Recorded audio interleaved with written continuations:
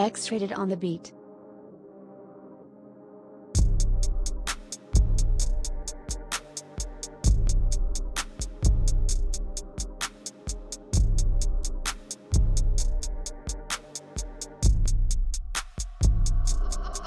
Buy this beat now.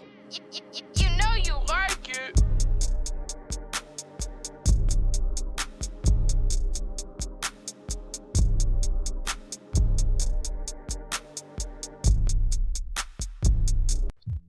What is up, guys? So I thought honestly this was the perfect time to make this video given the circumstances, and this is by no intended purpose a smear campaign I'm running. It's not in a sense of what's to come. It's more of a colorful and reserved assumption. Well, not assumption, it's a reserved opinion. Now, Scarlet and Violet have been out since 2022 or 2023. It's one of the two. I'm not sure. I think it was 2022. But so I'm gonna probably ride the bandwagon here. I did not really like Scarlet and Violet. I mean, sure, the open world aspect, the return of starters in the DLCs, which I also feel we were robbed of new potential when it came to those Pokemon.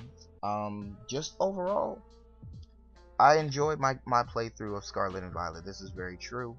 You know, choosing to use Violet, it just felt like they really tried to separate the franchise's fans from both current and older players, and that was definitely evident in Scarlet and Violet.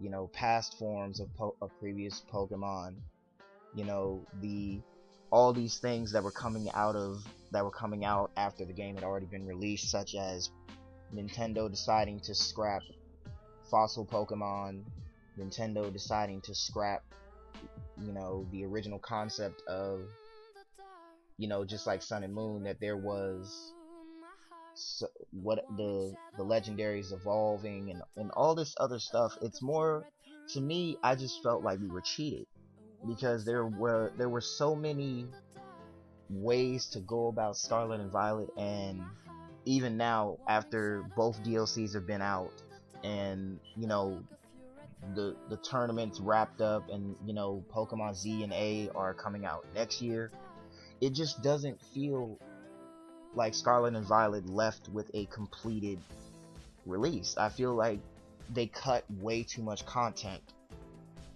and the fact that the content that they did give us was rather incomplete. I really do feel that way.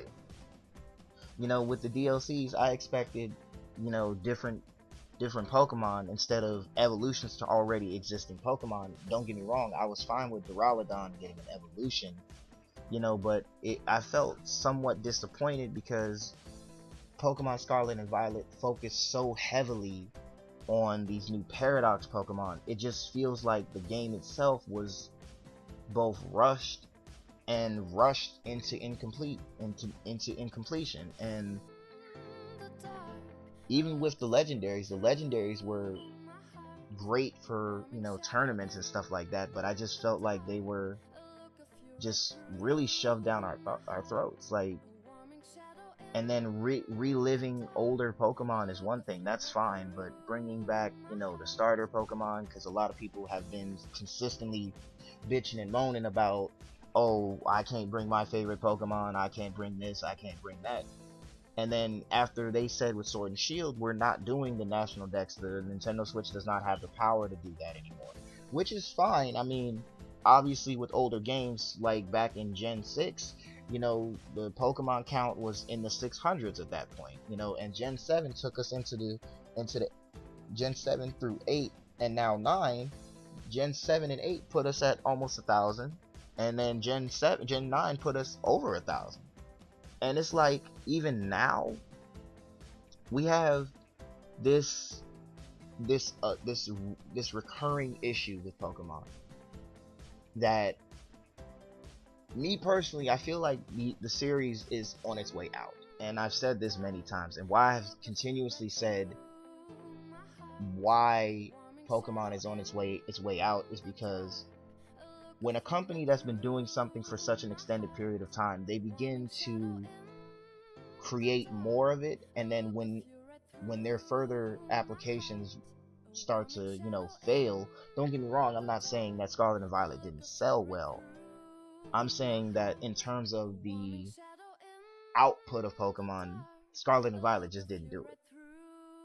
I just felt like the whole future and past Pokemon were a waste of time. I feel like they were a waste of time. And it's like all these things, after being out for so long, it confuses me that Nintendo, who's openly said that they pay attention to their fans and all this other stuff, from now on, I just want to put this out there as a side note. For those of you who say that, Nintendo doesn't listen to its fans, they clearly do, because there has been many fans in the Pokemon community that have said and showcased that Nintendo has been biting off concepts of, the community of Fakemon, and that's been proven many times. And even now, it's like with potentially Gen 10 coming out, well, I'll just say Gen X coming out between 2026 and 2027, if not probably 2025, if I'm gonna be completely honest with you, given the circumstances that it's always every 3 years that there's going to be a new Pokemon game.